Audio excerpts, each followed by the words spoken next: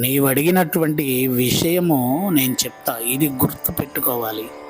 నువ్వు అడిగినటువంటి విషయం ఏంటంటే, ప్రత్యంగరాదేవి మాత అందరికీ కోరికలు తీరుస్తుందా గురువు గారని నువ్వు అడిగావు. అసలు తీర్చదు. కొంతమందిని అయితే తిప్పుతూనే ఉంటుంది తల్లి. కొంతమందికి కొంతకాలం అయిన తర్వాత కరుణిస్తుంది, మరి కొంతమందికి వెంటనే కరుణిస్తుంది, ఇంకొంతమందికి హోమం అయినటువంటి నిమిషంలోనే అనుగ్రహించేటటువంటి తల్లి.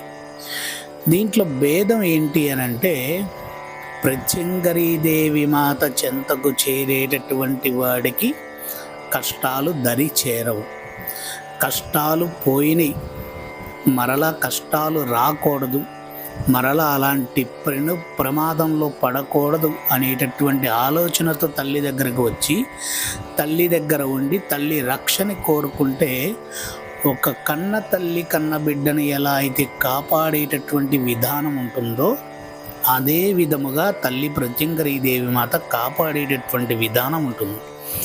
కానీ ఇక్కడ సమాజంలో చూస్తే, నాకున్నటువంటి స్వార్థమైన ఆలోచనకి ఈ హోమం చేస్తే తల్లి యొక్క అనుగ్రహత కలగాలి, అవతల వాళ్ళు ఆగిపోవాలి, నేను విజయం పొందాలి. ఇదే ఆలోచనతో వచ్చేటటువంటి విధానముతో ఉన్న వాళ్ళు 80కి 80%. ఇక కొంతమంది నన్ను అడుగుతారు, ఇవాళ హోమం చేస్తే నెల రోజుల్లో అయిపోయిద్దా, 2 నెలల్లో అయిద్దా, 3 నెలల్లో అయిద్దా అండి అని. అక్కడ నేను ఆరాధించేటటువంటి తల్లి ఎవరు? తీవ్ర దేవత.